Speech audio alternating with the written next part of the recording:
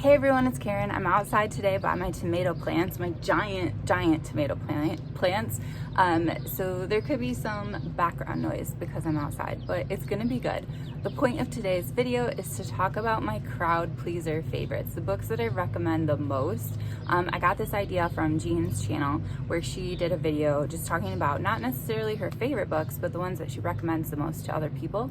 And so I already did a video with A through M fiction authors. And this one is going to be N through Z fiction, and then I plan to do one more with my non-fiction favorites that I recommend so much. My first one would be really good for Shorty September, and that is Mouth to Mouth by Antoine Wilson. This also would be a good book to take with you if you're traveling this summer. So essentially, this man is waiting for his flight, it is delayed, and he sees this other guy that he recognizes. If I can remember correctly, it was from college, but it's been a while since I've read this. And he's like, hey, and the other guy probably doesn't even know who he is, but kind of latches on to him, and they are just like hanging out. And the guy that our narrator meets is pretty affluent and has lounge access. So he invites our other character, and I don't even know that they're named. Okay, our narrator is not named in this story, but he comes across Jeff, this guy that he knows from his past. Jeff has lounge access and basically decides that they can kill time in the lounge and just hang out while they're waiting for their flight to finally take off. And so they go together, and Jeff just starts telling a story. And so it just feels super cozy because you're just in this small, isolated place of the lounge. Well, lounges are not necessarily small, but like you're kind of trapped in an airport, trapped in this situation together, just trying to make the best of not the best situation of your flight being delayed. And you're just like really in this small space with just the two of them listening to this story over the course of the book. And I don't know what else to say, but I would say that the story takes some turns, and that it's almost like Jeff needed somebody to hear this story, and it didn't matter who it was. He needed to be heard. He needed to get this story out, like in a cathartic way, and our narrator was the person who was going to hear it. And it's just, oh my gosh, the end. I just can't. Okay, the next book is The Fate of Mercy Alvin. This is by Wendy Webb, and I have not read this in a long time, but it is the scariest book I've ever read, or at least that's what I thought at the time. So basically, Grace Alvin has spent more than 20 years avoiding her childhood home, the stately Alvin house on the shores of Lake Superior. But when her mother's unexpected death brings Grace and her teenage daughter back, she finds more is haunting the halls and passageways of Alvin House than her own personal demons. This one I really need to reread because, as I said, I remember it being the most terrifying thing I've ever read, but I don't remember the details. Next up, speaking of terrifying, The First Day of Spring. This has nothing to do with spring. In fact, it would be better read in the fall or in the depths of winter, because this is essentially about a child who murders another child. And you know that going in, but you need to figure out why. Like, why would such a young child, like elementary school age, murder another child? Like, what went on? So it's very psychological and, oh, so good.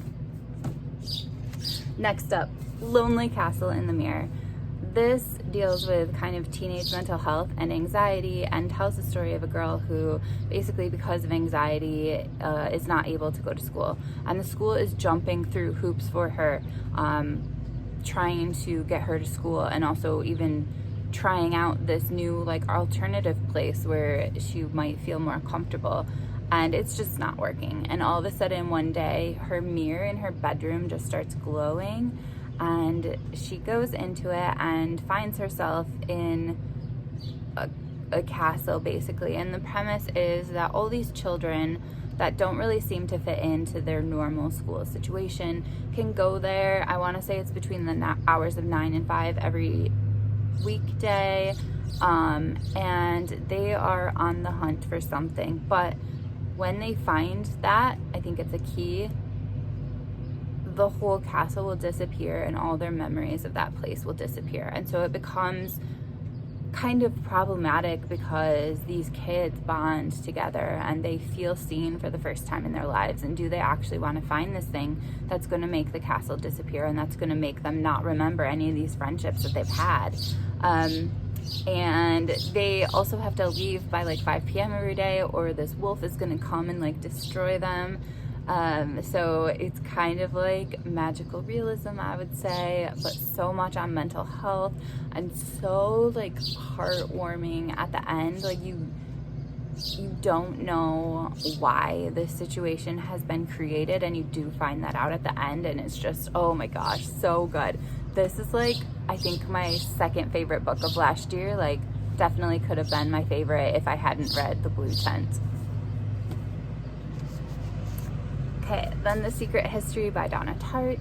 This is amazing. It's similar to The First Day of Spring in that there is a murder. It's also kids that commit the murder, but they're like college age, so, you know, I guess technically they're adults. They murder their friend, and you find out why they murdered their friend through the course of the book and like what exactly happened. So it's kind of like a murder told in reverse, and super good. It also is like dark academia and like definitely amazing for people that like that. Okay, next up, The Sundown Motel, but anything by Simone St. James. I've read 4, I want to say, of her books, and not a single one has been bad. Like, they're so good. This tells the story of a girl whose aunt like just went missing back in the day, and so she basically decides to go back to the situation where her aunt was, like the town that she was in, and just trying to figure out like what happened to her aunt. And she ends up actually getting a job at the exact motel that her aunt worked at, and just trying to figure out what happens. And it is so creepy and so good, and like all of these, I just loved it. Next up, Riley Sager. I also have read a few others by him, so I would say anything by him as well, but this one's my favorite. This one is based on another story. If I can remember what it is referencing, I'll put it below. Hang on. I think this is kind of referencing Amityville Horror and kind of basing the story on that. But essentially, this girl's dad was a writer and like wrote a story about this house that they lived in as when she was a kid. But they only lived there for like 20 days, and then they left in the dead of the night. And basically what has happened is she finds out that she has inherited this home as an adult. Like, she hasn't thought about it for years and years and years because they only lived there 20 days and they left, and it was traumatic and all this stuff. So she just is super surprised when she learns that she has inherited it.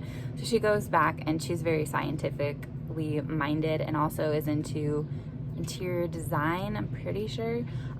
So she kind of just like views this as a really cool opportunity to like flip it, kind of, and then things get crazy. Okay, next up, the sleeper hit, Leonard Pitts Jr.'s The Last Thing You Surrender. Anything by him is amazing, although I've only read 2 of his books. There is going to be a sequel of this coming up soonish, so I would highly recommend reading this, and then you'll be ready for the sequel. Anyway, this is a World War II story, unlike any World War II story you've ever read before, because it kind of follows like an American perspective, and like specifically like a Black American perspective. So it deals so much with race and just how Blackness was involved in the war, and how Black Americans were impacted by the war, and how they served their country during the war, and all this sort of stuff. But the thing with Leonard Pitts Jr. is, like, I would consider this literary fiction, but he has so much plot in here that if you're a plot person, like, bam. This starts off, you are on a ship. It is like being bombed, and this guy, or one of our main characters, is trying to escape, and like That's just how it opens. You're on a ship while it's being bombed. Okay. Next up, my favorite fiction by Ann Patchett is State of Wonder. So this tells the story of some scientists. Our main scientist is a woman, which is one of the reasons why I like this book, because, you know, strong female leads. Her partner has been in the Amazon because they work for a pharmaceutical company, and there is this drug that is being developed in the Amazon. However, the doctor, the scientist who's developing it, is horrible with communication, kind of like reclusive and not communicating. So they send this male scientist to go to the Amazon and figure out the status and try and like kind of move her along a bit. And then they find out that he dies. So she, lucky her, goes to the Amazon to kind of like recover his belongings and see what has been done with his body, because he does have a wife and I want to say 2 small children. So you know, it's important that she finds out what happens exactly, because the woman just sent a brief note saying that he died and she buried him and it's all good.